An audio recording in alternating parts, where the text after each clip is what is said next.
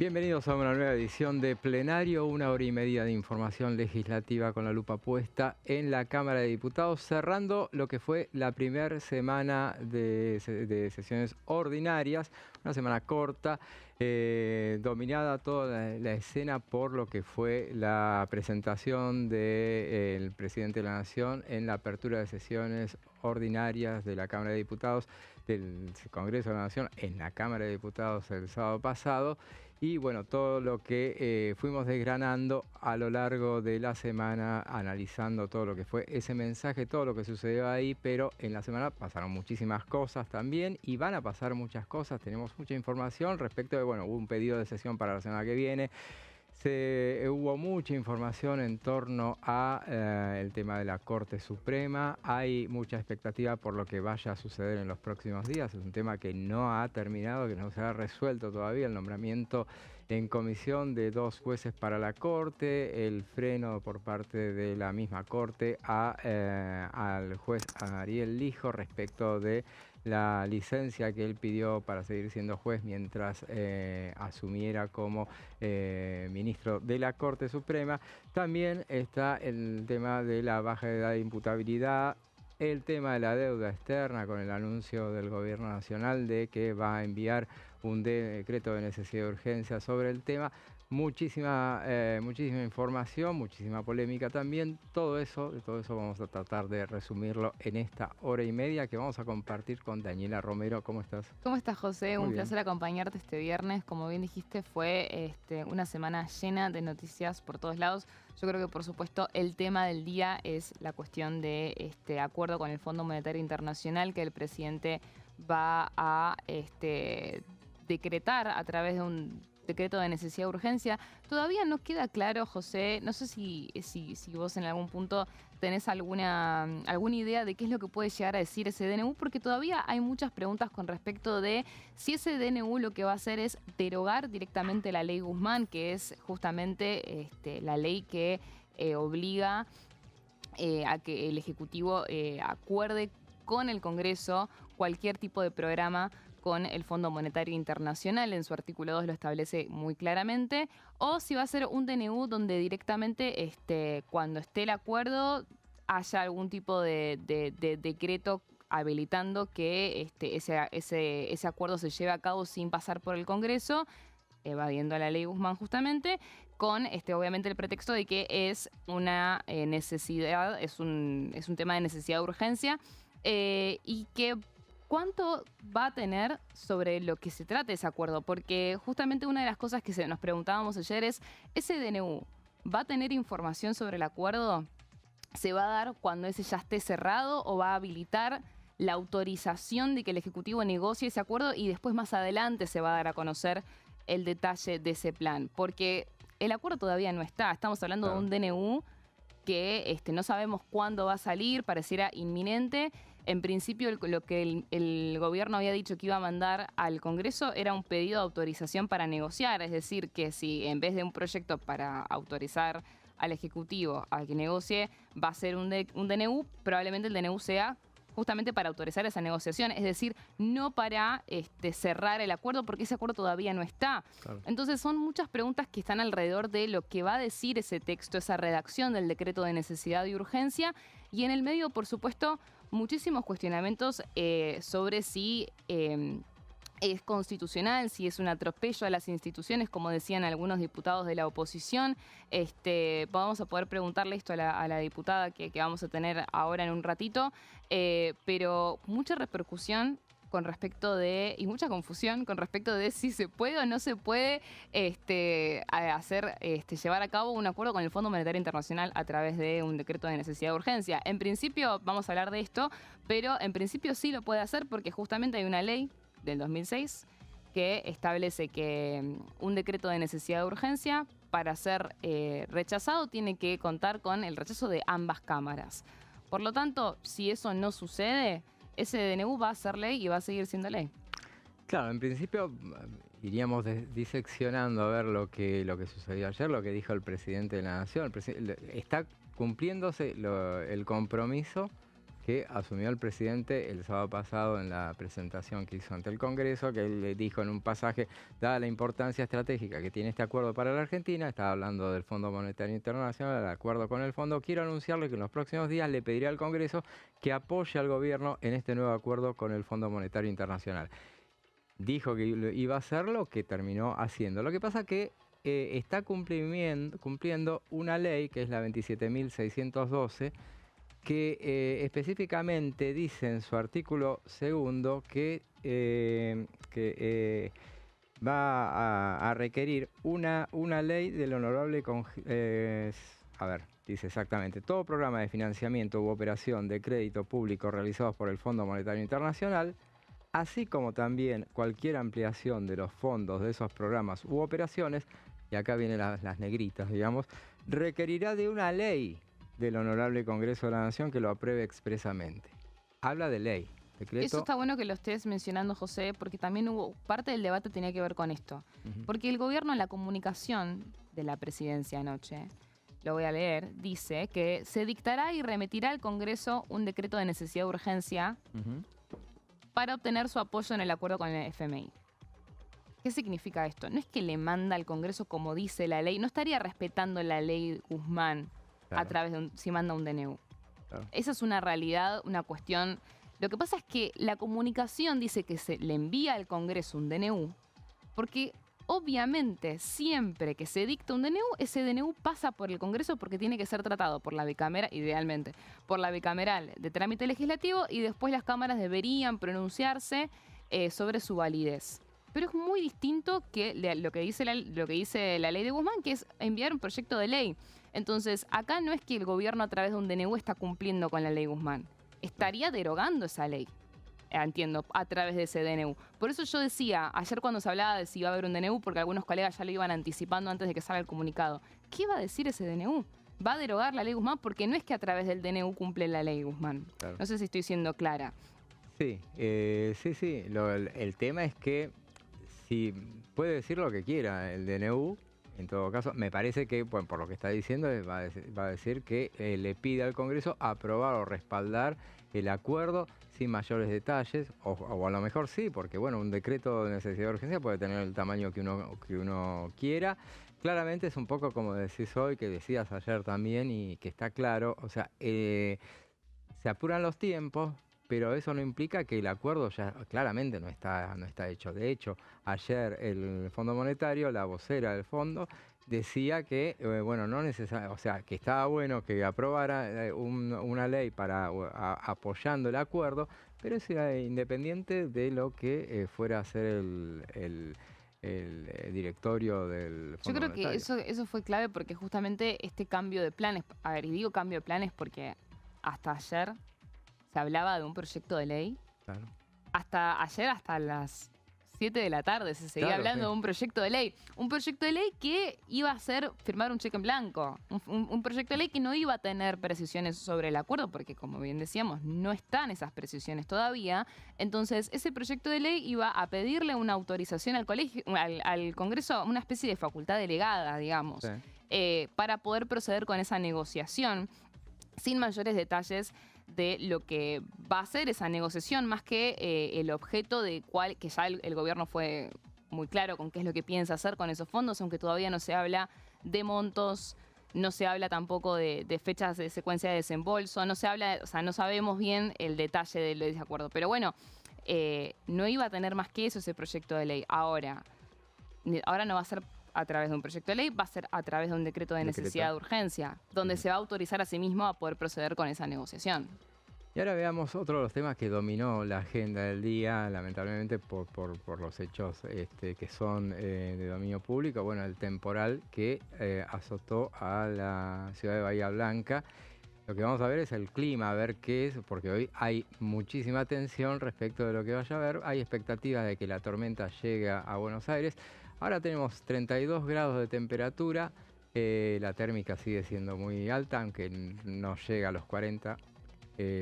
Hay 21 grados de mínima hoy y para mañana tiempo nublado, hay lluvias, previstas para mañana. El tema es cuándo empiezan las lluvias. Se dice que en la madrugada, 22 grados de máxima, fuerte, va a ingresar un frente de aire frío que se nota en los anuncios que hacemos. La mínima va a ser de 14 grados y para el domingo 21 grados de máxima, 15 grados de mínima.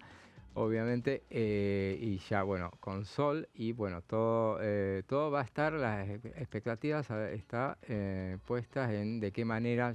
Hoy escuchaba justamente que bueno, ya ahora en Mar del Plata estaban tomando recaudos, justamente había una alerta máxima respecto de lo que pudiera llegar el impacto que podía llegar a tener ese temporal que azotó por la mañana 300 milímetros en 2 horas cayeron en Bahía Blanca. Bueno, se inundó absolutamente y es la lluvia que cae en un año. Ya inclusive hay pronunciamiento de varios legisladores respecto del tema y un pedido puntual que se hace para que bueno, haya una colaboración que ya se ha anunciado por otra parte entre las autoridades nacionales, las autoridades provinciales y municipales, todos para bueno, atender esa emergencia. Ojalá que todo se pueda solucionar y que bueno, que pare la lluvia, que para de a momentos allá, pero todavía seguía con cierta intensidad. Bueno, ahora volvemos al tema que nos domina desde ayer a las 20, aunque ayer estuvimos todo el día, inclusive ayer durante el programa estuvimos hablándolo, este tema de la cuestión de la deuda, porque especulábamos respecto de, bueno, cómo iba, siempre se hablaba de que iba a venir el proyecto de ley a eso de las 20, ayer estuvo la novedad de que proyecto de ley no había, que mandaban un decreto y como bien decís, Daniela, es obvio, los decretos de necesidad de urgencia tienen que pasar por el Congreso, no necesariamente pasa porque aparte la ley 26.122 lo hace mucho más fácil, por eso apelan a un decreto, con que te apruebe una sola ley o no te apruebe ninguna, mientras no te aprueba ninguna, tiene vigencia, si te aprueba una sola Cámara, alcanza. Eso me parece clave para entender cuáles son las diferencias entre una ley que se sanciona porque es un proyecto de ley que lo aprueba el Congreso de la Nación.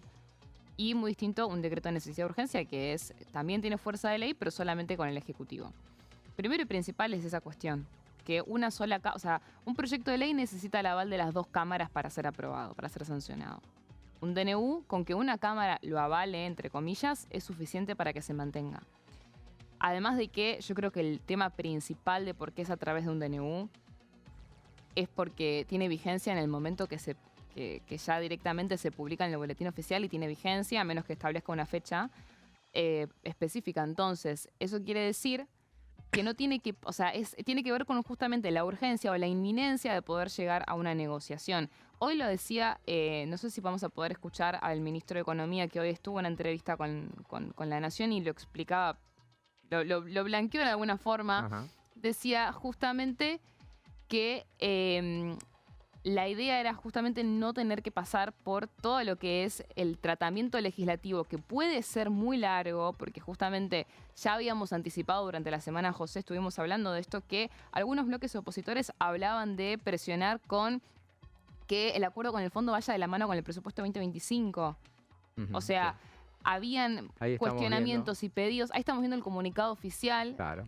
Donde dice, bueno, la oficina del presidente informa que tal como se comprometió el presidente Javier Milei en la apertura de sesiones ordinarias, se dictará y remitirá al Congreso Nacional un decreto de necesidad de urgencia para obtener su apoyo en el acuerdo con el Fondo Monetario Internacional. Bueno, y explica justamente que esa operación de crédito público lo que busca es cancelar la deuda que tiene el Tesoro Nacional con el Banco Central, que esto implicaría, según el gobierno, una reducción del total de la deuda pública, porque bueno, fortalecería el balance del Banco Central y consolidaría una estabilidad monetaria, financiera y macroeconómica para continuar con justamente con la baja de la inflación. Y la liberación de las restricciones cambiarias. Ese es el tema. O sea, buscan eliminar el cepo este año. Claro. Y necesitan reservas para eso. Entonces es inminente el acuerdo con el fondo. Lo que es cuestionable acá, yo creo, José, porque muchos legisladores también se estuvieron pronunciando con respecto del acuerdo con el fondo en estas últimas semanas, porque ya se veía venir que esto iba a aterrizar en el Congreso apenas empiecen las sesiones ordinarias. Es que en realidad nadie quiere obstaculizar el acuerdo con el fondo, Claro. porque depende de eso el programa económico del presidente. No, totalmente, claro. Y tampoco lo cuestionaron cuando fue el del 2022. Ujú. Veamos lo que decía, justamente lo que mencionabas vos, las declaraciones del ministro de Economía. A ver. Si algo podemos justificar que es de necesidad y urgencia es esto. La gente quiere salir de las restricciones cambiarias, quiere que haya más inversión, quiere que haya más trabajo, quiere que haya mejores salarios. Y a ver, seamos francos, Horacio, o sea, si nosotros mandamos esto a las dos cámaras, donde sabemos que en el Senado hay mayoría kirchnerista y que el kirchnerismo quiere que al país le vaya mal, por definición esto se va a demorar y mucho. Y no es un tema que se puede demorar y mucho. Entonces nosotros estamos haciendo lo que es mejor para los argentinos. Miren, este es un tema que no podemos estar dando vueltas, porque es lo que pide la gente y es lo mejor para la gente. Y hay necesidad y hay urgencia en esto. Nos guiamos por la ley, o sea, mandar un DNU es parte de nuestro derecho. Entonces, ¿cuál es el camino? Esto va semana que viene a la comisión bicameral. Una vez que la bicameral aprueba el dictamen, pasa a la Cámara Baja. Si la Cámara Baja no lo rechaza, entonces es ley. Y ese es el camino que más le conviene a la gente. Sí. Ahí lo escuchábamos al ministro de Economía, bueno, dando detalles de por qué mandaban el DNU, cosa que tiene absoluta potestad el Poder Ejecutivo para mandarlo. Totalmente no está en discusión esa cuestión. El único tema es que, insistimos, la ley 27.612, que se aprobó en 2021, la aprobó a instancias del ministro Martín Guzmán, que la mandó entonces, que inclusive la votaron más de Juntos por el Cambio que el propio Frente de Todos. Sí, hubo como un tercio que votó en contra. Claro, entonces, en ese momento dice en su artículo 2 lo que decíamos, que habla de el envío de una ley al Congreso de la Nación. Esto es un decreto de necesidad de urgencia, entonces va a generar las discrepancias con la oposición. Un decreto de necesidad de urgencia que no va a cumplir esa ley, que eso es clave entender, no es que cumple la ley de Guzmán enviando un DNU, al contrario, o sea, estaría pasando por encima de esa ley justamente con otra ley. Yo por eso digo que para mí tiene que, de alguna forma, en algún artículo tiene que derogarla, aunque sea temporalmente. Porque así sea que, como especulaba, ponele que diga todo lo que tiene que decir la ley. O sea, que diga todo de qué se trata un punteo general de lo que va a decir el acuerdo. Que cumpla los requisitos que le van a demandar. Sigue siendo un decreto de necesidad de urgencia que tiene la prerrogativa de que va a pasar, en el mejor de los casos, para el gobierno nacional, por una sola de las cámaras, porque obviamente lo mandará a diputados, por diputados se va, espera que se apruebe, claramente se va a aprobar, pero es lo mismo que hubiera sucedido si se cumpliera con la ley 27.612, que es el hecho de que, iba a tener el apoyo, pero ahí tenía después que pasar por el Senado. Bueno, ahí es clave lo que decía recién el ministro de Economía, que lo escuchábamos, que él decía que en el Senado hay una mayoría kirchnerista que él decía puede bloquear el tratamiento. Esa mayoría kirchnerista, estamos hablando de 34 bancas. Claro, que no es mayoría, es primera minoría. Es primera minoría, pero entiendo lo que quiere decir el ministro, que, con esas 34 bancas, estábamos hablando de un Senado completamente bloqueado. Hasta esta semana lo hablamos y lo hablamos la semana pasada. Un Senado que está bloqueado, no pueden hacer ni una sesión preparatoria, porque justamente están tan al filo del quórum y no tienen la mayoría de aliados, eso es una realidad. Porque tenés a los santacruceños que van a pedir cosas. El otro día para la sesión preparatoria estaban pidiendo un lugar en la comisión, en la administrativa, en la Secretaría Administrativa del Senado. O sea, imagínate que pasar el acuerdo con el fondo por el Congreso iba a tener, por supuesto que reclamos, iban a haber modificaciones o pedidos, y eso es lo que el gobierno dijo: yo no tengo tiempo para esto, prefiero ir por DNU, y si ustedes como oposición tienen el número para rechazarlo, es un tema de ustedes. Que lo pueden hacer en el Senado, lo pueden hacer en diputados, es más difícil.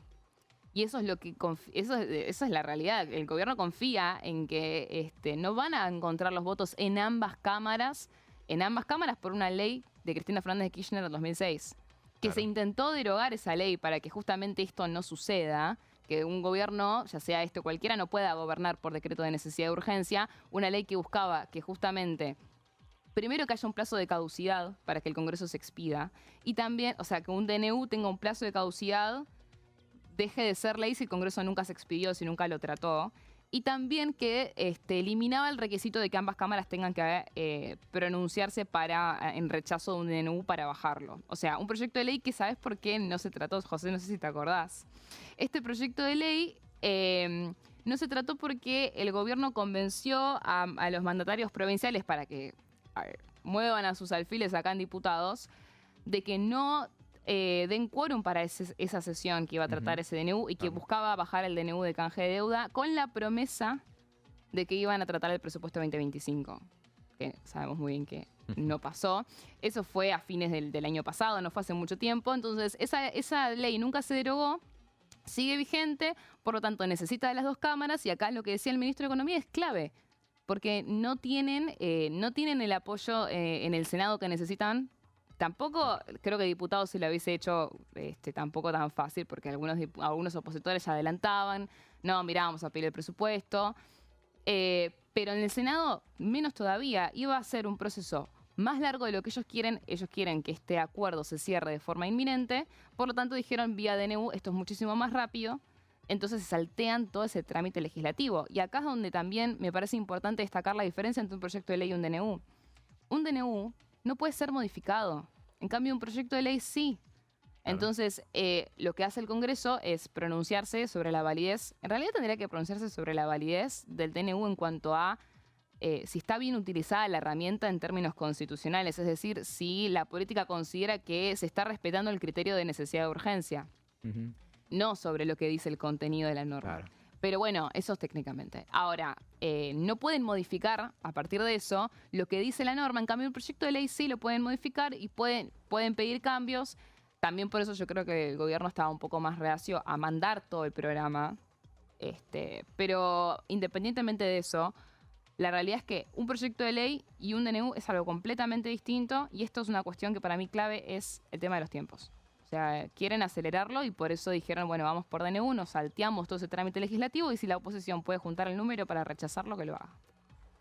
Estamos anticipando en esta primera parte del programa todo lo que va a suceder, la polémica que se ha abierto en torno al anuncio que ha hecho el Gobierno Nacional. Va a ser muy discutido, pero bueno, es lo que viene el debate del DNU. Pero ahora lo que viene para nosotros es una breve pausa y después seguimos con más plenario.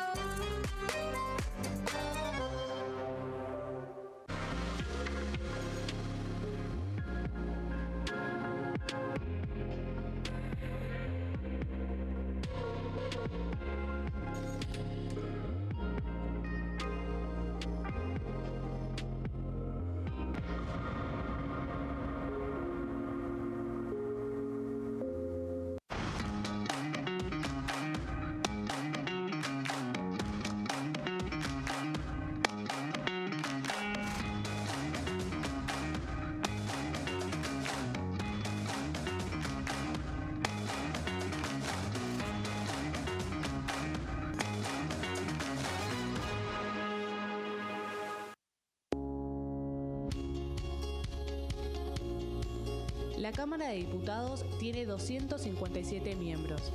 Los diputados debaten y sancionan leyes que rigen en todo el territorio nacional. Algunas de las más importantes son el presupuesto de gastos generales del Estado, el Código Civil, el Código Penal, la forma en que se rige el trabajo, las jubilaciones, entre tantas otras. Además, controla y hace un seguimiento de las políticas del Poder Ejecutivo a través de la visita de diferentes funcionarios o el pedido de informes, así como la posibilidad de realizar juicios políticos a los funcionarios. La duración de los mandatos de los diputados es de 4 años y pueden ser reelegidos indefinidamente.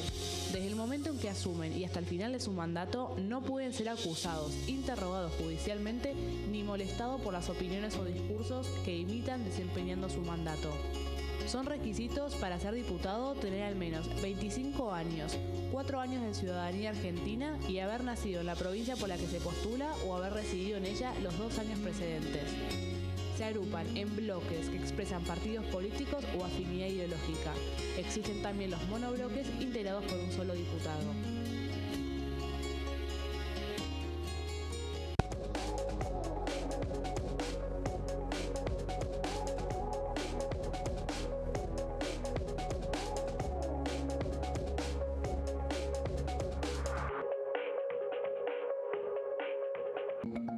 dengue, zika y chikungunya.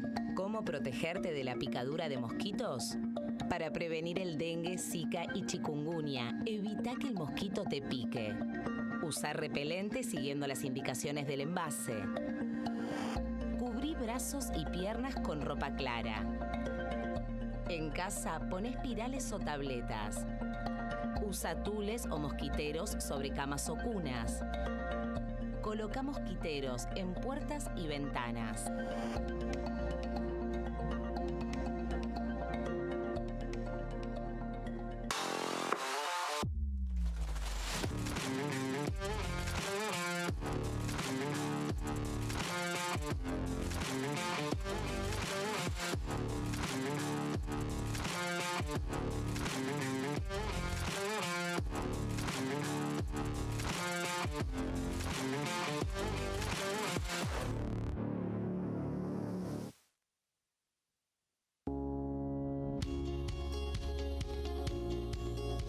Cuando un proyecto de ley ingresa a la Cámara de Diputados, ya sea creado por un legislador, enviado por el Poder Ejecutivo o producto de una iniciativa popular, se trata primero en las comisiones correspondientes para luego ser tratado en el recinto por los diputados. Las comisiones son el ámbito de análisis y debate sobre los proyectos de ley conformadas por legisladores de distintos bloques. Hay 23 comisiones especiales que tratan temas específicos como el atentado a la AMIA y 45 permanentes que tratan temas vigentes como educación y salud.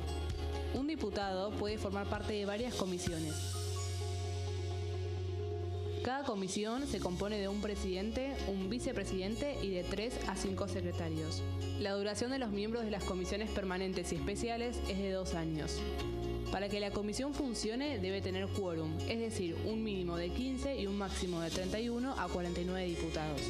Las autoridades son elegidas por los propios integrantes de las comisiones, que a su vez son elegidos bajo consenso por sus propios bloques. Para que un proyecto sea tratado en el recinto, debe contar con el apoyo de la mayoría de los integrantes de esa comisión. Al finalizar una reunión de comisión, se dictamina sobre la pertinencia de tratar el proyecto en el recinto. El dictamen propone una resolución o decisión sobre una o varias iniciativas o proposiciones.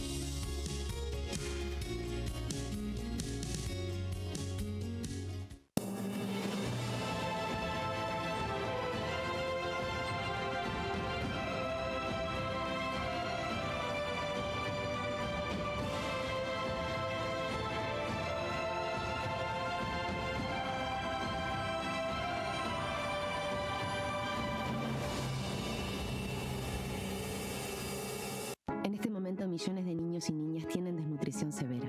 Algunos están tan débiles que apenas pueden pararse. Pero con tu ayuda podemos salvar a los niños.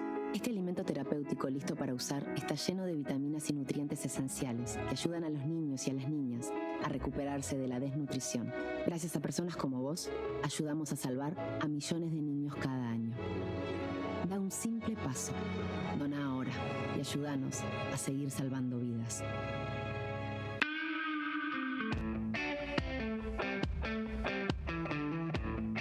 ¿Qué significa hoy ser diputado? En este caso, diputada. ¿Qué significa?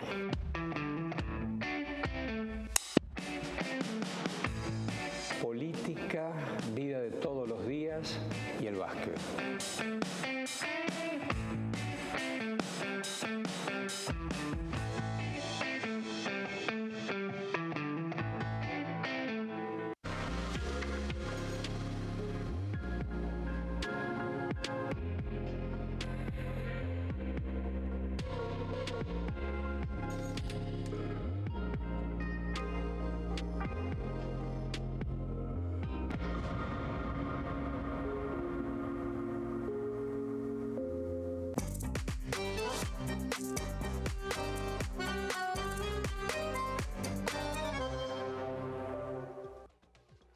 Y seguimos con plenario y bueno, durante toda la primera parte del programa estuvimos hablando de todo lo que sucede en la Cámara de Diputados, pero particularmente hicimos hincapié en la cuestión de la deuda.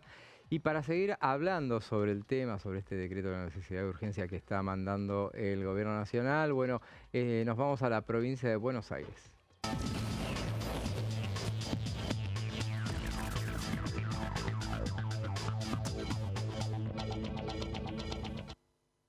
Y le damos la bienvenida a plenario a la diputada Julia Estrada. ¿Cómo le va, diputada? José Di Mauro, Daniela Romero la saludan. ¿Cómo le va?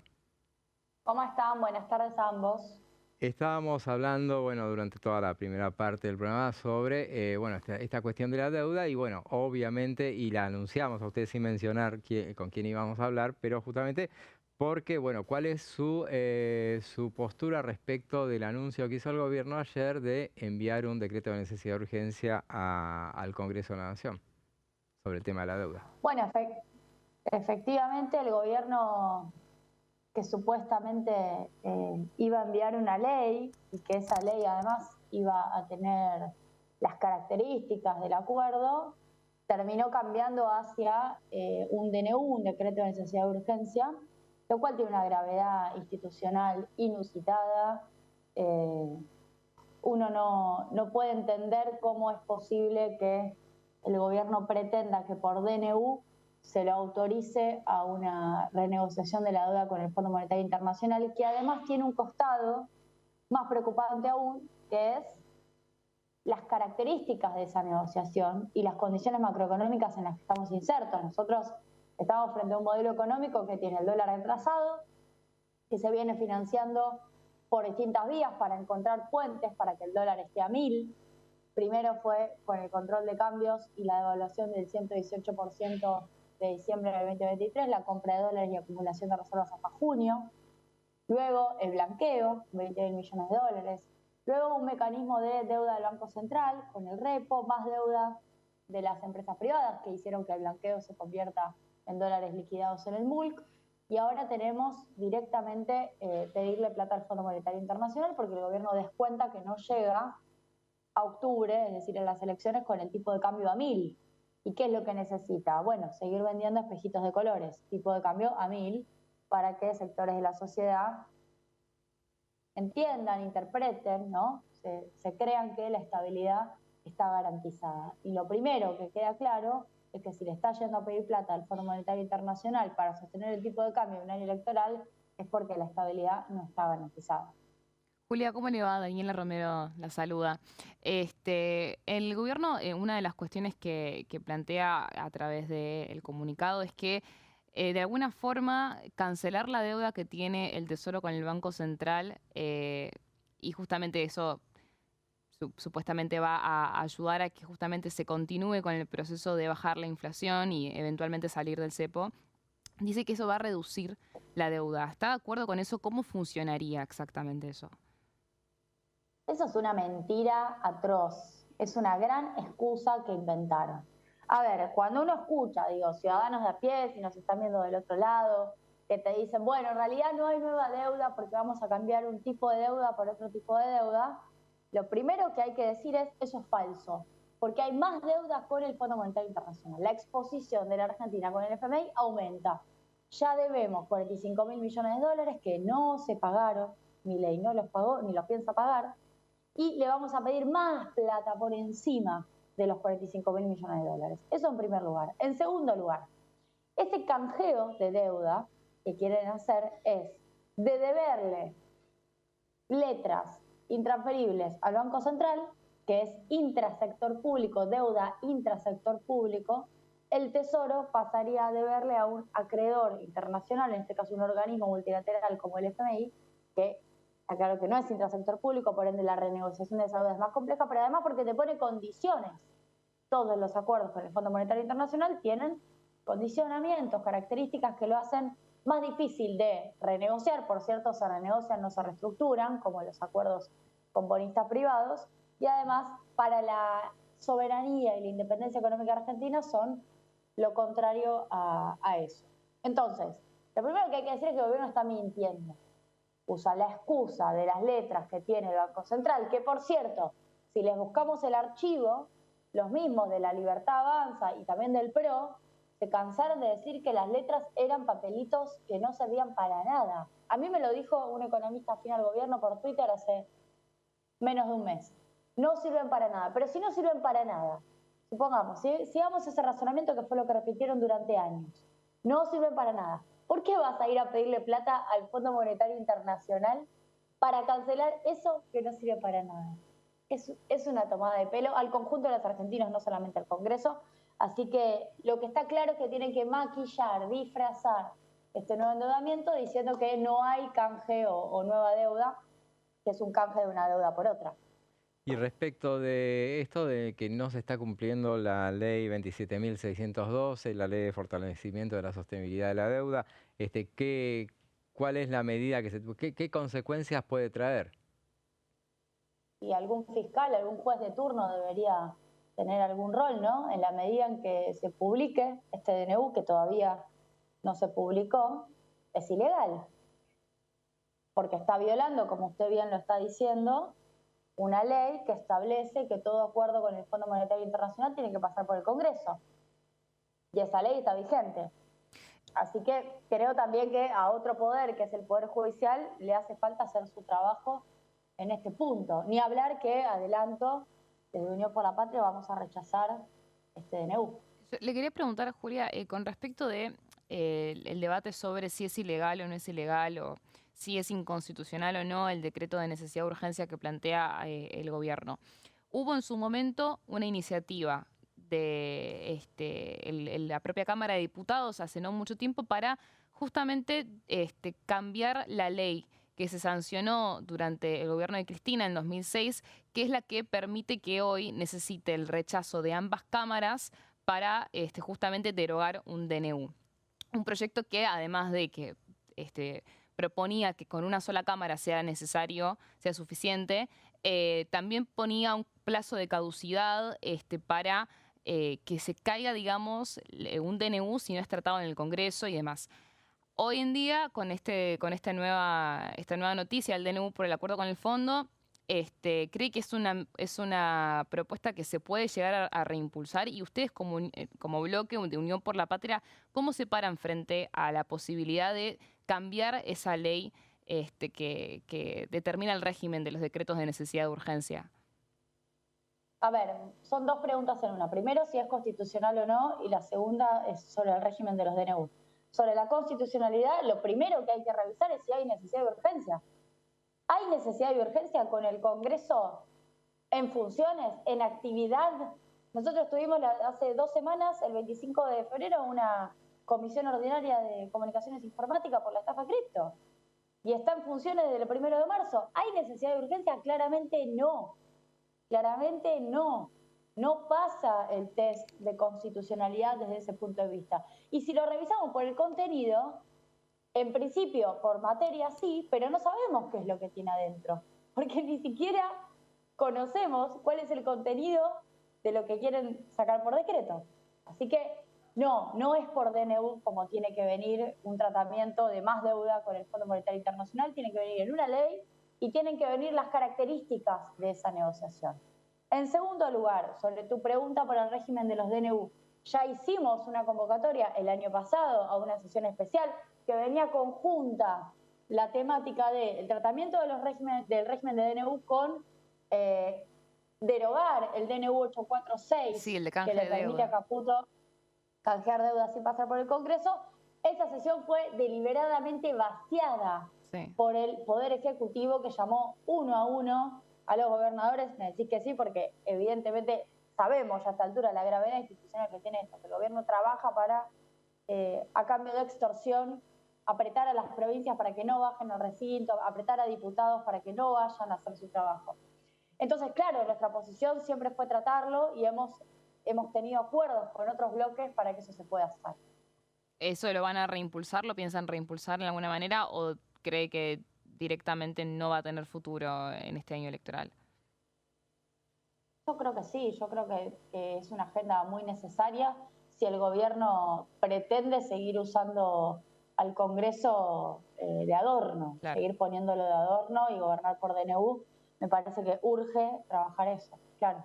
En las últimas horas, bueno, todas las reacciones que se han dado respecto del anuncio del gobierno nacional fue, no solamente se cuestionaba el hecho de que no se atendiera lo que dice la ley de Guzmán, pongámosle ese nombre, la 27.612, sino también que, bueno, no estaba vigente un presupuesto, por ejemplo, que atiende la cuestión de la deuda, porque muchas veces antes quienes no estaban de acuerdo con la necesidad de tener una ley que estableciera que hiciera pasar los acuerdos, los acuerdos con organismos crediticios por el Congreso de la Nación, decían que con tener un presupuesto que lo estableciera y que se votara, alcanzaba. Bueno, en este caso no tenemos ninguna de las dos causas. O sea, ¿esto va a reactivar la discusión por la ausencia de presupuesto? Sin ninguna duda, termina siendo una, una gravedad institucional más, ¿no? Frente a el escenario en el que estamos 2 años consecutivos con el mismo presupuesto y le agregamos que además quieren tomar más deuda y no hay presupuesto. Ahora, no es en modo de canje o de negociación. Bueno, tráeme el presupuesto y te dejo que el DNU pase. No funciona así. El presupuesto tiene que estar porque tiene que estar, porque hay una ley de presupuesto, porque tiene que funcionar la Argentina con una actualización de partidas razonable. En gran parte de los propios programas que tienen leyes detrás que dicen que uno no puede retrasar las partidas porque de financiarlo es incumplir con leyes. Puedo mencionar una gran cantidad de programas. Me voy a detener en algunos, ya que mañana es 8M, 8 de marzo, los programas que hacen a los cuidados frente a la violencia de género, la protección frente a la violencia de género, a la educación sexual integral, se han desfinanciado abiertamente, ya no hay políticas de género y sin embargo son programas que están respaldados en leyes, ni siquiera se reparte el misoprostol, en donde además tenemos una ley que es la legalización del aborto, que establece que tiene que haber reparto de misoprostol. Lo digo porque la desfinanciación y que no haya presupuesto también viola leyes que el propio Congreso sancionó.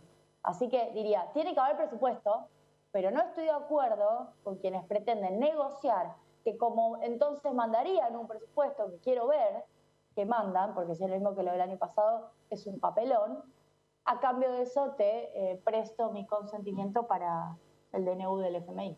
En ese sentido, Julia, si hay bloques que, bueno, trascendió más que nada de la Unión Cívica Radical que planteaban antes de no tener ningún presupuesto, votemos el presupuesto que habían mandado. Usted se para dentro de el margen de no voy a de ninguna manera aprobar un presupuesto que sea como el que mandó el Ejecutivo. En ese sentido, no contarían con apoyo de Unión por la Patria si quieren reimpulsar y darle otra oportunidad a sancionar el presupuesto que envió el presidente.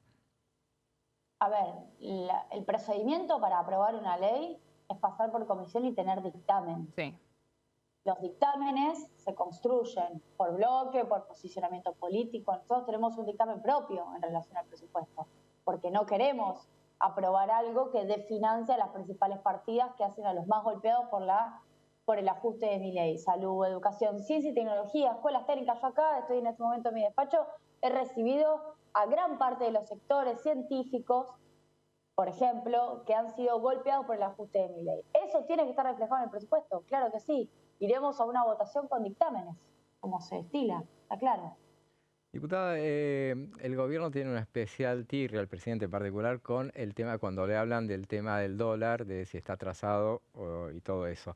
Usted como economista, justamente, ¿qué dice ante los argumentos que utiliza el gobierno o el ministro de Economía y el presidente respecto de que no es así, que no está atrasado? Está recontra atrasado. Acá lo defiendo. Mirá, lo voy a terminar defendiendo a Domingo Cavallo, que finalmente le está aconsejando a Milei, pero no porque está en contra de Milei, lo está aconsejando para decirle no repitas el mismo error que a mí me salió mal. Sí, claro que está atrasado. Si no, pregúntense ustedes, no sé a dónde se habrán ido de vacaciones, o la gente que me está escuchando, porque hay argentinos cruzando a Brasil, argentinos cruzando a Chile, argentinos cruzando a Uruguay. Está claro que el dólar a 1000 no se sostiene y tiene un atraso importante. Además, se combina con un escenario en donde no hay forma de sostenerlo con dólares genuinos, porque no es una apreciación natural y genuina que se da por un salto exportador de la matriz productiva argentina, que por cierto estamos experimentando gracias a Vaca Muerta y a la decisión estratégica de Cristina de estatizar YPF, estamos teniendo una mejora en el saldo exportador y en la balanza energética. Pero eso no te permite sostener el dólar a 1000 atrasado con una inflación que ahora está por encima del 1%, que es el crawling peg o el ritmo devaluatorio mensual que estableció el gobierno. Por ende, está atrasado, no hay forma de sostenerlo. Tenemos un déficit de balanza turística, por esto que les acabo de decir, muy importante, 7.000 millones de dólares brutos el año pasado. Como la gente paga las tarjetas de crédito con sus propios dólares, se redujo a la mitad, unos 3.000 millones, pero es un déficit importante. Y tenemos al gobierno interviniendo en la brecha de manera regulada, es decir, el dólar blend, que es el dólar exportador, un 20% se liquida a los dólares financieros, al MEP o al oficial, un 20% de lo que exporta Argentina se liquida al dólar financiero, quise decir. Por ende tenemos una brecha que está ficticiamente empujada para abajo, y además te agrego la intervención a los dólares financieros desde el Banco Central, liquidando, es decir, usando reservas para eso, más de 900 millones de dólares solamente en el mes de enero, y en dólar blend 14.000 millones de dólares en todo 2024 más enero. Para ponérselo facilito y rápido, la plata que le quieren pedir al Fondo Monetario Internacional, se habla de 12, bueno, es menos que lo que ya se gastaron en intervenir la brecha todo el año pasado. Así que el dólar no tiene un estado natural de flotación. El dólar está regulado por el gobierno y lo que quiere hacer es seguir regulándolo con plata del Fondo Monetario Internacional. Eso es lo que uno critica. Nadie pide devaluar, porque los que primero dijimos que la devaluación le erosionaba el bolsillo a la población fuimos nosotros, cuando Caputo y Milei subieron el dólar 118% en diciembre. Lo que estamos diciendo es, esta apreciación después de la devaluación es ficticia. Y más tarde, más temprano, la pagamos con deuda e incluso con una devaluación fuerte después de las elecciones, que es la carta que se están guardando para después de octubre. ¿Va a haber una devaluación, dice, para después de octubre? Seguramente se la están guardando para después de las elecciones. Por eso digo, además de la gravedad estructural que tiene la toma de deuda con el Fondo Monetario Internacional, porque estamos frente a un nuevo endeudamiento sobre los 45.000 millones de dólares, los fines, los usos, el destino de esa deuda es sostener un dólar planchado en un año electoral. Más cortoplacismo no se consigue. Diputada, este DNU eventualmente, bueno, va a pasar por el Congreso, por supuesto, como todos los DNUs, que generalmente, bueno, sucede que no tienen mucho futuro en el trámite legislativo.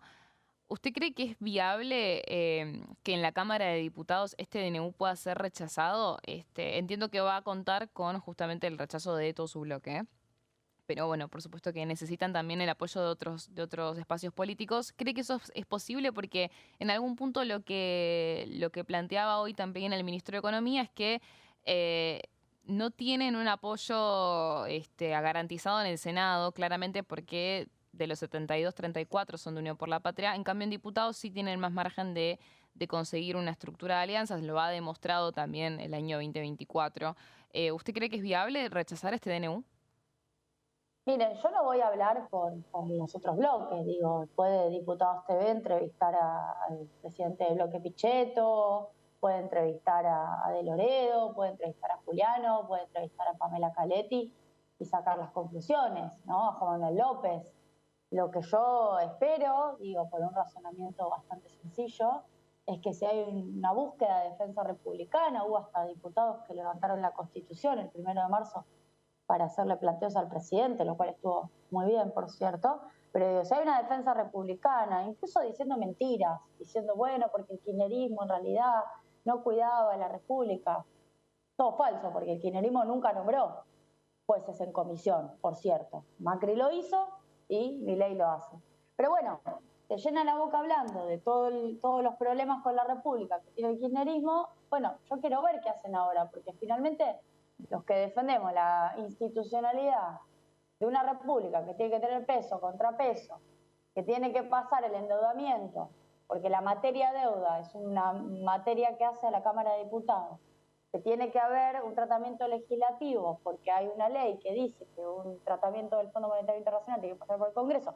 Si todo eso les parece poca cosa, bueno, a mí me quedan dudas respecto del respeto a las instituciones que tienen el resto de los bloques. Ojalá esto pueda tener un tratamiento serio. La última, diputada, muy cortita, a ver, y le pido una respuesta cortita también. ¿El del cepo se puede salir o mejor dejarlo así como está por ahora? Siempre se puede salir del control de cambios. El control de cambios no es, digo, en términos abstractos, el control de cambios no es un fin en sí mismo, es una herramienta. Es una herramienta que te permite resolver durante un tiempo, no para siempre, durante un tiempo, la restricción externa como le está haciendo Caputo, ¿no?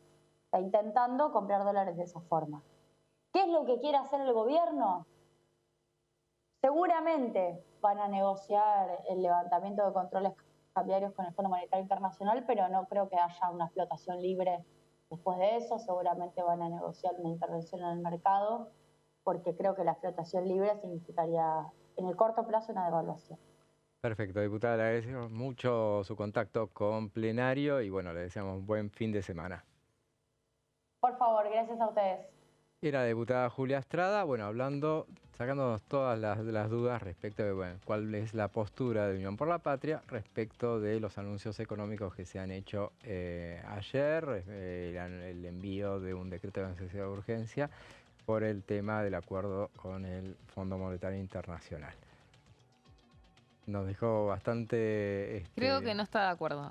No, para nada. Sí, fue muy clara la diputada con cuál es la posición que tiene Unión por la Patria, no solamente con respecto de el método que eligió el presidente para efectuar este acuerdo, que es un decreto de necesidad de urgencia y no un proyecto de ley, sino también muy crítica del programa con el Fondo Monetario Internacional, ¿no? Está lo que, bueno, justamente el gobierno se veía venir, por eso también eligió la vía DNU para...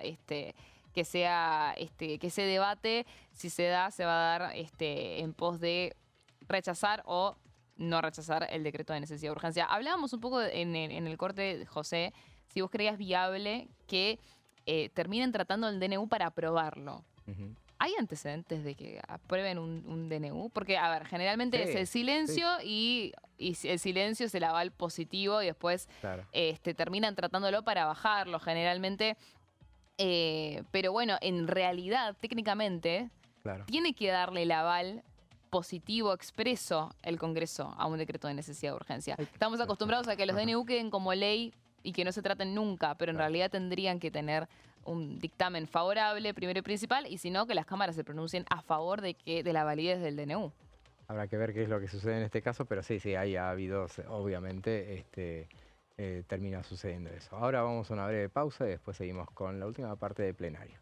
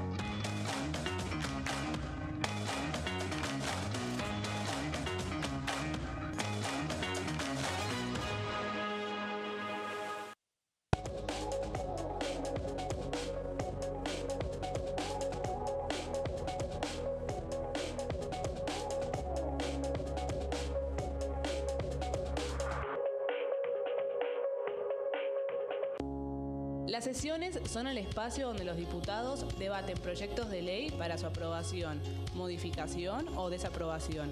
En una misma sesión se pueden tratar varios proyectos de ley.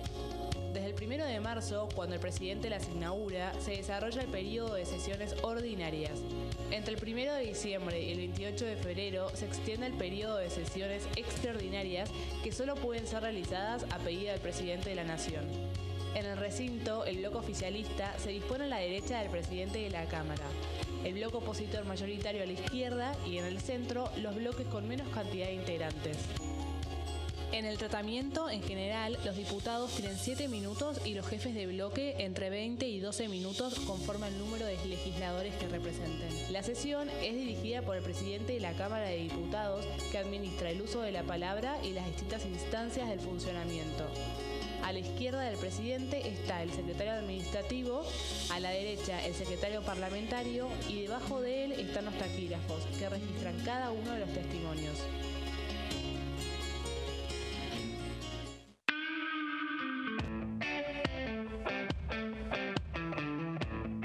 ¿Qué significa hoy ser diputado? En este caso, diputada. ¿Qué significa?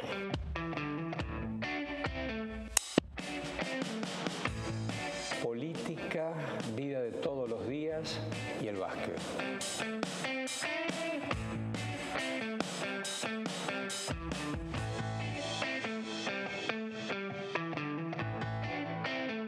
¿Cómo prevenir dengue, zika y chikungunya?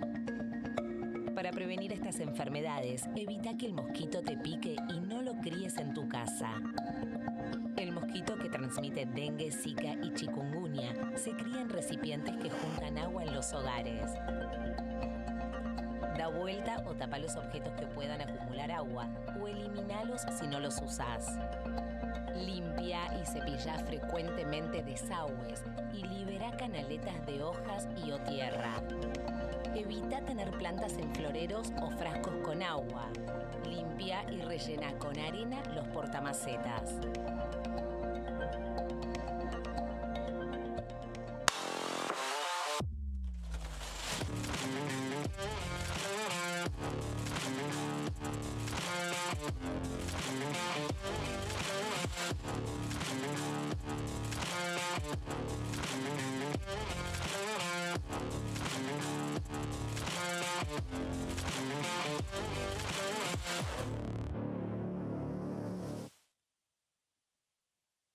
¿Qué diferencia hay entre la Cámara de Diputados y la Cámara de Senadores? La Cámara de Diputados representa al pueblo de la nación argentina. Esto significa que las provincias más grandes y con mayor cantidad de habitantes tienen muchos más diputados que las provincias más pequeñas. La manera de establecer las cantidades es proporcional. La Cámara de Senadores representa a las provincias. Cada provincia envía 3 senadores al Congreso Nacional. El total de senadores es 72, dado que las provincias argentinas son 24. Este es un número fijo. Por ejemplo, la provincia de Buenos Aires cuenta con 70 diputados nacionales y la provincia de Tierra del Fuego con 5. Pero tanto la provincia de Buenos Aires como la de Tierra del Fuego cuentan con 3 representantes cada una en el Senado de la Nación. Cada 2 años, el Congreso Nacional renueva la mitad de sus diputados y 1/3 de sus senadores nacionales. El mandato de los senadores es de 6 años, mientras que el de los diputados es más breve, dura solamente 4 años.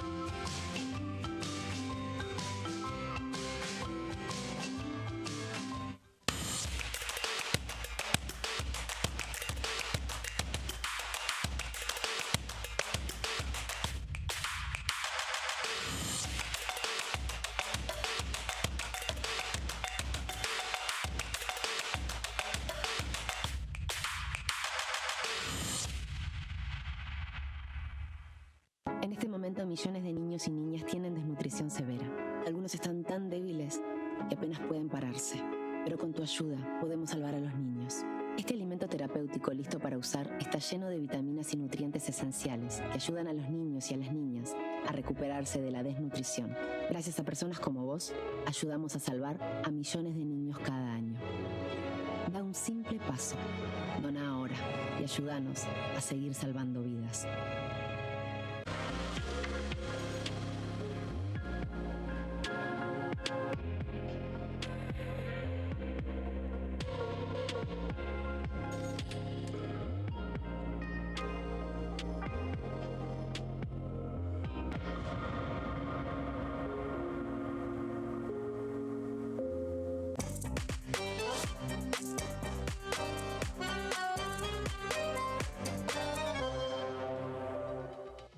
Seguimos con plenario, decíamos que esta fue una semana corta pero intensa en materia informativa, en materia de actividades que también hubo en el Congreso de la Nación Y la semana que viene sí arranca oficialmente y de lleno el periodo ordinario. Hay pedidas sesiones, hay pedidas reuniones de comisión. Bueno, de eso nos va a detallar todo lo que se pide en la Cámara de Diputados, Daniela.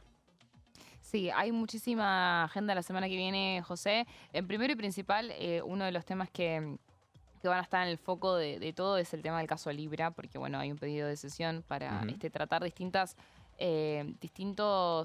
propuestas con respecto de si va a ser un pedido de intervención a funcionarios del Ejecutivo, si van a avanzar con una comisión investigadora, también hay un pedido de juicio político. Bueno, hay muchísimas iniciativas de parte de distintos bloques. La idea es que al menos algo termine aprobándose. Por lo pronto, el único intento que hubo fue en el Senado con la creación de una comisión investigadora que no se pudo hacer porque faltó un voto de un propio radical que había impulsado inicialmente esa propuesta. Paréntesis, igualmente, me parece bastante lógico el decir, bueno, habilito que se trate, aunque yo no esté de acuerdo. Más que nada si es una iniciativa de su propio bloque, ¿no? O sea, estamos hablando de Eduardo Vichy, sí. Que es jefe de bloque de la UCR, que había firmado el pedido y después no votó a favor de la creación de la comisión investigadora. Hay que ver si eso sucede acá en diputados, porque reitero, la lógica me parece entendible, más allá de que se discuta si es escandaloso, si no es escandaloso, si se dio vuelta o lo que sea, si hubo un llamado de Valdés o no hubo un llamado de Valdés. Pero además de que hubieron más radicales que no estuvieron a favor de eso. Pero me interesa, para mí va a ser muy interesante ver si eso se replica en la Cámara de Diputados. Porque reitero, hay iniciativas de muchísimos bloques, hay que ver cómo apoyan y cómo votan. Más que nada porque estamos hablando de que todas las iniciativas van a necesitar, ahí lo estamos viendo en placa, van a necesitar 2/3 para emplazar la comisión. Claro. Porque están haciendo una sesión para tratar todos temas sobre tablas. Todos. Entonces, para todo necesitas 2/3. Para todo necesitan 2/3 para habilitar el tratamiento de esos temas. Es decir, primero iría una votación para admitir el planteo, digamos, ¿no? Ajá. Entonces, va a ser una sesión. Yo no sé si nosotros con los pronósticos de si van a ser cortas o si van a ser largas, la verdad es que siempre la terminamos pifiando, pero bueno, vamos a ver si van a haber cuestiones de privilegio, ahí van a haber descargos importantes con respecto de lo que es la presunta estafa por el caso Libra, algo que irrumpió en la agenda del gobierno apenas empezó el año y que yo creo que, no sé qué opinas vos, José, pero yo creo que hasta ahora, con la cantidad de cosas que sucedieron a lo largo de estas últimas semanas, lo del caso Libra es algo que con esta sesión es un intento de mantenerlo en agenda de alguna manera, porque ya quedó para mí completamente opacado por un montón de otras cosas. También se pueden discutir si son escandalosas o no son escandalosas, si están bien o están mal, pero la realidad es que son cosas que, por ejemplo, que hayan nombrado jueces por DNU, por decreto, digo, ni hablar del tema del acuerdo con el fondo, que es lo más reciente, pero ya el tema de los jueces fue algo que impactó mucho porque no tiene antecedentes y porque la Corte también le aceptó a García Mansilla, le aceptó que sea designado por decreto, claro. O sea, avaló de alguna forma que eso suceda. Eso va a dejar un antecedente para el resto de la historia. O sea, bueno, un montón de cosas pasaron que hicieron que el tema del caso Libra de alguna forma se haya opacado. Yo creo que esto es un intento de más que nada, independientemente de lo que suceda con las distintas propuestas, es un intento de mantenerlo en agenda de alguna forma, ¿no? Sí, sí. Hay que ver, de todas maneras, lo más difícil va a estar al principio, que es conseguir el quórum. Sí, si tienen el quórum, bueno, van por todo. Después les va a costar sacarlo los 2/3, pero al menos un emplazamiento lo van a conseguir, uno imagina, pero si tenés el quórum. Sí, porque aparte, algo que destacó cuando fue la conferencia de Unión por la Patria, que pidió hacer un juicio político para investigar al presidente sobre este caso, lo que ellos dijeron es, entendemos que no son todos los bloques los que nos apoyan en esta iniciativa. Creo que solamente Esteban Paulón y compañía, que es Mónica Fein, o sea, 3 de Encuentro Federal, que también tenían su iniciativa, podrían suscribir a un pedido de juicio político. Pero ellos dijeron, a raíz de que saben que puede que no tenga apoyo, nos dijeron que ellos iban a apoyar otras iniciativas justamente para eso, para que salga algo. O sea, ellos plantearon su postura, nosotros creemos que esto tiene que ser investigado por la Comisión de Juicio Político. En ese caso tendría que haber un emplazamiento de la Comisión de Juicio Político para admitir el tratamiento del juicio político. Entonces, bueno, todo eso se va a plantear en esta sesión que esperan para la semana que viene. La idea es que sea el miércoles 12 de marzo. Pero ¿qué pasa? Hay una comisión a las 11. Claro. Hay muchas comisiones la semana que viene, pero la comisión de las 11 específicamente es una comisión que aparte es un tema que acá en la Cámara de Diputados repercutió y mucho esta semana, que tiene que ver con la baja de la edad de la imputabilidad. Entonces, bueno, la gran pregunta es lo que decías recién vos, José. ¿Va a haber quórum o no va a haber quórum? Hay ahí como una vamos a ver cómo se dan en simultánea estas dos iniciativas en la Cámara de Diputados. Va a ser clave, como siempre, el rol de la UCR en este caso, como pasó también en el Senado, porque bueno, ellos, si bien muchos se pronunciaron a favor de avanzar con una investigación sobre el tema del caso Libra, por supuesto que hay muchísimas divisiones dentro de la UCR sobre cómo proceder con esta investigación. Tenés obviamente a los pelucas que muy probablemente no vayan a querer acoplarse a ningún tipo de medida. También tenés un sector que es de la UCR, pero que está fuera del bloque de Loredo. Pero incluso dentro del bloque de Loredo tenés algunos que son más, diría que si son tan opositores, pero sí, la verdad es que suscriben a la necesidad de tener que investigar este caso. Y están los que no saben para dónde ir dentro de esa división. Hay una cuestión ahí que va a ser clave de ver cómo se termina desembocando, con una comisión que a las 11 también ya que asume un tema muy importante, un tema que va a repercutir mucho en la agenda, que es la baja de la edad de la imputabilidad. Creo que tengo una placa para hablar sobre eso. Las comisiones que se van a reunir, esta comisión está agendada, la sesión no. Claro. Recordemos que la sesión, entre paréntesis, estaba pedida para el martes. Sí. Y bueno, una disposición, una muestra de la difícil que es el tema del quórum es que la cambiaron para el miércoles, pero también está una disposición de que no quieren ir a perder. O sea, el martes ya perdían, no iban a tener quórum. Entonces, claro, van para el miércoles porque se supone que habiendo tantas comisiones ya gente va a ver y bueno, va a haber mayor presión sobre aquellos que decidan no presentarse en el recinto. Exactamente. Esta comisión, bueno, es la Comisión de Legislación Penal, Familia, Niñez y Juventudes, de Justicia y de Presupuesto.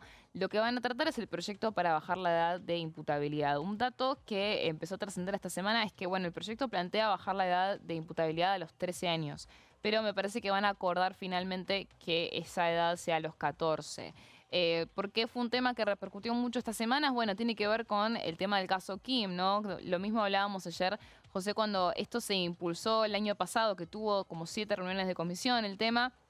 También se había dado el caso de un homicidio en Rosario, que también repercutió mucho en los medios y que tenía que ver también con un menor de edad. Bueno, en el caso de Kim, este caso es alguien que tiene 15 años. A partir de esto es que se vuelve a poner en agenda. El presidente fue una de las cuestiones que trajo al Congreso cuando fue la apertura de sesiones ordinarias el sábado. Recordemos que él hizo mucho hincapié, no solamente en Twitter y en las redes, sino que también lo dijo acá en el recinto de diputados cuando abrió las sesiones ordinarias de este año legislativo. Entonces, bueno, ya inmediatamente van a avanzar con esta iniciativa que yo creo que, además de la cuestión central que tiene que ver con bajar la edad de imputabilidad, me parece clave el tema del rol de la Comisión de Presupuesto, porque justamente lo que plantea el proyecto es una inversión en infraestructura muy importante, porque estos menores de edad no estarían compartiendo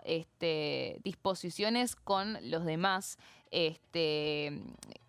presos. Estarían en un lugar especial que además tendría personal dedicado a todo. Es una cuestión educativa, una cuestión también de reinserción laboral. Es decir, esto va a requerir de una inversión importante. La Oficina de Presupuesto del Congreso ya hizo un cálculo de 200.000 millones de pesos. Mira, 200.000 millones de pesos. Y es muy difícil de estimar porque, bueno, es un tema que hay que aplicarlo en No es que van a tener que construir más cárceles o centros de reclusión, que tendrán que hacerla de todo caso, pero es todo Sí, este costo entiendo que sí, administrativo. entiendo que sí. 200.000 millones de pesos. Bueno, el proyecto entiendo que no detalla de dónde va a salir ese dinero, que es algo que Claro. el gobierno muchas veces critica de los proyectos de otros bloques, ¿no? Digan de dónde van a sacar la plata. Bueno, yo esto lo pregunté en Casa de Gobierno. Y la propuesta que me dieron por lo pronto, hay que ver si esto avanza y cómo lo terminan desenvolviendo, es que no, la idea es que justamente hay la plata para algo que realmente consideren como prioritario, urgente, importante y que tiene la trascendencia que puede llegar a tener en materia de seguridad, como es este proyecto de ley, se va a conseguir de la forma que se tenga que conseguir. No hay una precisión exacta de dónde, pero bueno, es algo que para el gobierno de Javier Milei es una prioridad, o al menos así lo quieren plantear. Hay que ver si este proyecto, que ya tuvo muchísimas reuniones de comisión, sigue avanzando en comisiones o si finalmente hay dictamen. Entiendo que la idea es dictaminar. Reitero, habría un acuerdo para que la edad de imputabilidad no sea de 13, finalmente sea de 14 años. Vamos a ver cómo eso se termina resolviendo, porque hay muchísimos pedidos y el debate justamente era alrededor de eso, de cuál iba a ser la edad. Hay algunos que directamente planteaban 10 años. Bueno, hay que primero consensuar esa cuestión y bueno, veremos cómo termina saliendo el proyecto final. Así que tenemos esas dos cuestiones, te diría que centrales, que se van a dar en simultáneo: el tema del caso libre, el tema de la edad de imputabilidad, aparte de otras comisiones también. Y un tema de la semana que viene, José, para mí. Es el tema... Como te digo todos los viernes, te digo lo mismo. Sí. Que es el tema de los jueces de la Corte Suprema. Sí. ¿Por qué?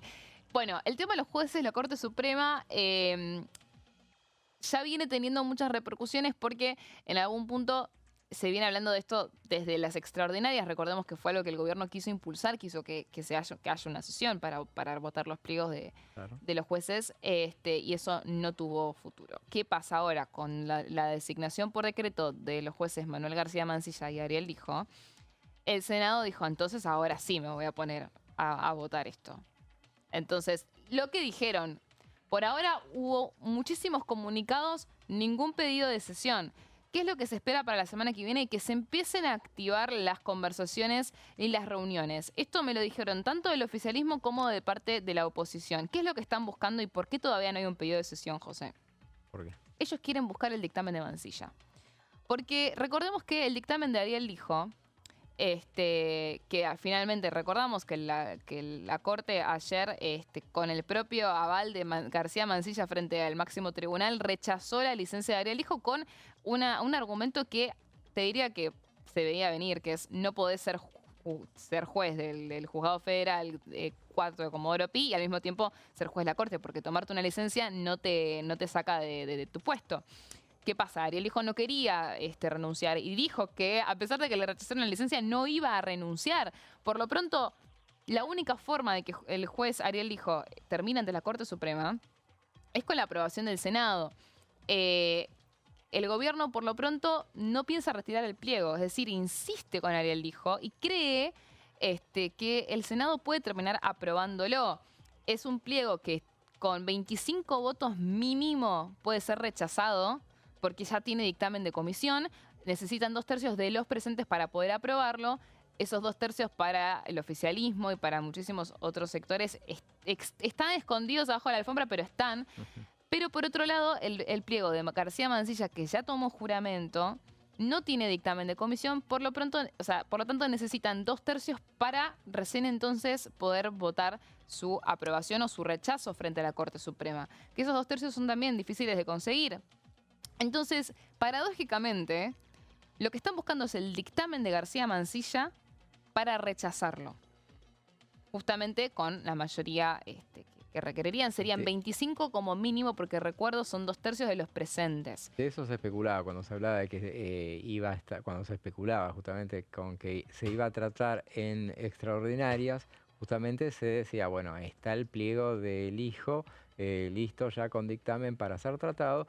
Pero el de García Mansilla no, entonces necesita 2/3 de los presentes para habilitar su tratamiento. Y mucho se especulaba con que le iban a dar esos 2/3 para traerlo cuando estaba la idea de sacar a los dos jueces, justamente desde el kirchnerismo se hablaba de eso, de darle los votos para que se habilitara el tratamiento y así poder rechazarlo justamente en ese momento. Eso es lo que están buscando, pero sabes que está trabadísimo el dictamen de Mansilla, claro. Como ya viene trabado hace un montón de tiempo. Muchos también, a ver, García Mansilla es un juez que no tenía el apoyo de todo lo que era el kirchnerismo. Unión por la Patria, recordemos, la negociación que quieren hacer es Mansilla por otra juez, mujer, o claro, que se amplíe la Corte Suprema de Justicia y que se incluya hasta otra juez. Hablaban de SACNUR. Entonces, eso es una negociación con el tema de la ampliación de la Corte Suprema, el tema también de un montón de vacantes de la justicia federal que todavía están sin definir, pliegos que habían anunciado que iban a venir como 300, no vino ninguno. Todo eso el gobierno dijo, lo negociamos, está bien, lo charlamos después de que se aseguren estos dos candidatos que tengo yo. Esa negociación trabada que viene desde agosto del año pasado, hoy es el mismo caso, o sea, seguimos en la misma situación. Y entonces, ¿qué pasa? Acá se pone en juego el tema de que Mansilla haya aceptado o no haber sido designado por decreto. Muchos de la UCR que sí esperaban aprobar o apoyar el pliego de Mansilla, ahora empezaron a plantear que lo iban a querer rechazar solamente por el hecho de que fue designado por decreto. Lo mismo dijeron de Unión por la Patria con el tema del hijo, pero como el hijo no fue designado por decreto, finalmente, claro, porque no renunció a su juzgado, por lo tanto, la Corte no le toma juramento. O sea, fue nombrado por decreto, pero él se mantiene firme en no renunciar, por lo tanto no va a asumir. Que en el fondo es eso, termina siendo eso la ambición del hijo, es no Exacto, darle el argumento a Unión por la Patria, que son los votos que él considera que ahí va a tener la mayoría, mantenerse en carrera sin cometer el pecado original. Bueno, sí, yo leí de la nota de un colega que decía que cercanos al hijo decían, le están haciendo un favor. Muchos tildaron a Mansilla de traidor, claro, por haber rechazado la licencia, pero otros interpretaron con otra lectura, están haciéndole el favor porque el hijo está en condiciones de ser aprobado en el Senado. Se viene diciendo eso, José, pero ¿dónde están esos 2/3? Nadie lo sabe. Eso es algo que se va a poner en evidencia si eventualmente esta sesión la terminan efectuando. Por lo pronto es la intención, pero es una cuestión que todavía no se termina de resolver porque están buscando el dictamen de Mansilla para poder aprobarlo en las mismas o rechazarlo en las mismas condiciones que Ariel dijo. Entonces, hasta que no consiguen ese dictamen, difícilmente tengamos una sesión al respecto. Porque te imaginas una sesión donde terminen obteniendo el quórum para aprobar a Ariel Hijo y sin poder rechazar a García Mansilla. O sea, no tendría ningún tipo de sentido que la oposición impulse algo por el estilo. Entonces, bueno, la idea por lo pronto es eso. Son conversaciones que se van a dar la semana que viene, que ya avecinan que vienen con todo.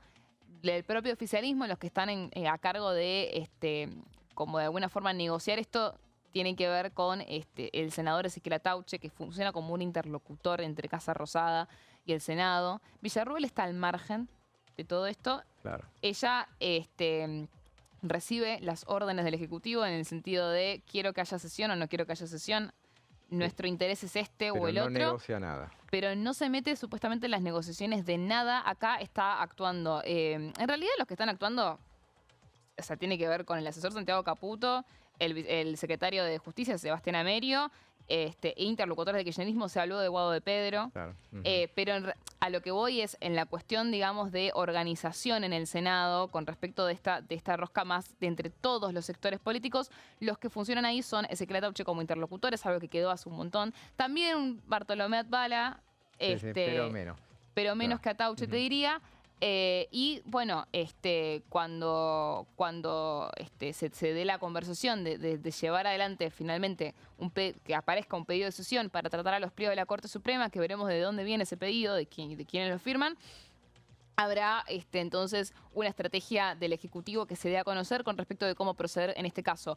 Por ahora, de Casa de Gobierno se desligan del Senado, dicen es un problema de ellos. No es un problema nuestro, es un costo que tiene que pagar o la Corte o que tiene que pagar el Senado, pero ya no nosotros. Esa es como la versión que dejan trascender, esa es la narrativa que dejan trascender, mejor dicho, de Casa Rosada, pero cuando aparezca el pedido de sesión, José, ahí vamos a conocer realmente cómo van a jugar esos intereses y cuál es el interés principal y cuál es el panorama que se avecina en el Senado. Por ahora se habla de rechazar a los 2 pliegos. Esa es como la intención inicial. Porque también se da un poco, a propósito de lo que decías, en este caso, es los votos se van consiguiendo de a uno. En el caso de Ariel Lijo, por lo que se ha dicho hasta ahora, es él mismo se encargó de ir consiguiendo votos, por eso él tiene tanta confianza en que debe haber mucha promesa por ahí que le han hecho yo te voto, que contá Eso es conmigo. cierto, José. Me acuerdo que en un momento de parte de Unión por la Patria decían que el que estaba consiguiendo los votos, el que consiguió las firmas para el dictamen era el correntino Camao Espínola. Sí. Y de parte del entorno de Camao decían, están dándole demasiado crédito al senador de poder conseguir las firmas para el dictamen del hijo. Todos los demás coincidían, este fue el propio hijo. Claro, que seguro. es el más interesado de todos en ser aprobado por el Senado. Porque aparte recordemos esto, si el Senado rechaza el pliego de Mansilla y Mansilla ya tomó juramento, ahí se va a abrir un debate interesante que es si tiene el rechazo del Senado, ¿puede mantenerse hasta el 30 de noviembre como juez de la Corte porque tomó juramento o tiene que dejar inmediatamente su Bueno, hoy lugar? le preguntaron a la presidenta de la Comisión de Acuerdos, nada menos, Guadalupe Tagliaferri, y decía que interpretaba ella y muchos constitucionalistas interpretan que la posición, la postura del Senado, la decisión de los senadores es más fuerte que lo que establece un decreto de necesidad de urgencia, que fue lo que ungió a García Mansilla en el lugar donde está o el que sea. Entonces dice, inmediatamente después de que un pronunciamiento del Senado sea en base a favor o en contra del pliego, entonces termina prevaleciendo sobre lo que fue un decreto administrativo, que fue lo que terminó ungiendo en este caso hasta ahora, a García Mansilla. Exactamente. Eso es una interpretación que tienen muchísimos legisladores y que en Casa Rosada no sé si la avalan tanto. Pero bueno, es una cuestión que, reitero, dicen, lo tiene que resolver el Senado, lo tiene que resolver la Corte. En cualquier caso es un tema que la Corte va a tener que resolver. El tema es que ahí lo que planteaba Tagliaferri también es, ¿quién dirime eso? La propia Corte. Si se judicializa la Corte, lo decide la Corte. Entonces ahí la mayoría va a tener, también no quiero desviar demasiado, pero entiendo que van a haber algunos juzgados que cuestionen los fallos de la Corte Suprema. Puede llegar a ser un tema difícil. Seguro. Bueno, y llegamos al final de esta edición de Plenario. Gracias, Daniela. Gracias, José. Un placer. Bueno, nos reencontramos entonces el próximo lunes a partir de las 15. Ahora lo dejamos en compañía de Pasos Perdidos y, que tengan un muy buen fin de semana.